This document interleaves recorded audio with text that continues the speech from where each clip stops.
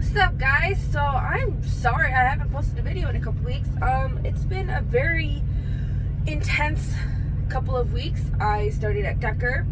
I went through a week of orientation and gone through my first week. So this is my I think this will be my first impression video with Decker and kind of going through that process. And if you want to go through Decker or if you're learning about what to expect in orientation, this video might help you. So it was a full week of orientation in Fort Dodge, Iowa at their terminal there, and they paid for my hotel and my transportation there. I drove.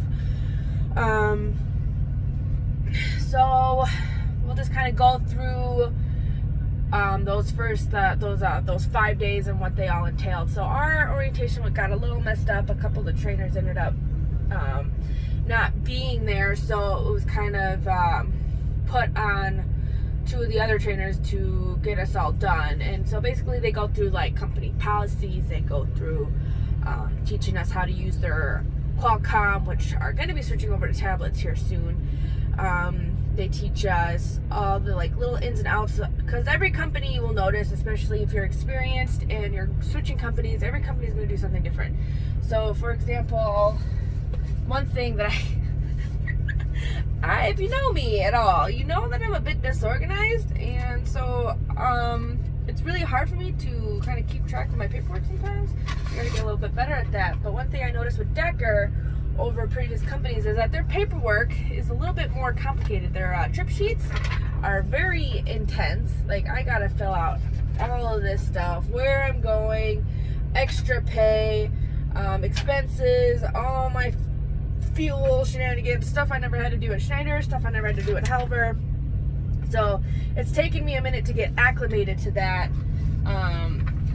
But I mean, these are just kinds of things that you can expect to see differently based on what company you are at. Let's see what else they went through.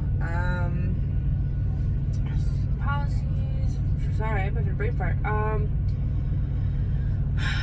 They went through kind of like what to expect, whether you are flatbed or reefer. So flatbed trainees had an extra half week of training because they had to go through, you know, all the flatbed has a lot more to it than reefer. Operating a reefer is pretty simple, whereas flatbed, you got to know your working weight limits, you got to know how to put how many straps, how many chains, you know, proper load securement, tarping, all that good fun stuff. I just spit, gross. Anyways, so yeah, that was basically what it was just going through all the tedious paperwork, getting all of our, you know, I-9 forms filled out and blah, blah, blah, blah, blah. I'm pretty sure I slept through half of it. Don't tell Decker. So yeah, let's go through my first week. So immediately off the bat, because I am a Midwest regional fleet, I was bopping back and forth between Iowa, Indiana, and then Chicago. I had 2 deliveries in 1 week to Chicago, which was very intense because I'm not used to going there. I never really went there with Helver, and I definitely never went there with Schneider. So that really tested my skills, my backing, tight turns. I missed one of my turns for one of my stops, and I had to navigate through a whole bunch of roads that were low clearance. I had to make sure I didn't go down any of those roads that were marked low clearance. Otherwise, I was going to turn into a sardine can, and that would not have been good. Also to note, my first day with this truck that I was driving it, I blew a drive tire. That was my first blown tire on a car, on a truck, on anything. And I'm pretty sure I had a poo stain afterwards. It scared the ever-living shit out of me. If you ever blown a tire, or if you have never blown a tire, it sounds like a gunshot. It's very loud. It took my brain a second to process it. But luckily it was an inside drive tire, so I didn't lose control at all. I was able to safely get to the side of the road. I was just south of Waterloo, Iowa, so I was fixed up and ready to go less than 2 hours from when I blew the tire, which honestly I was expecting to sit there for a while.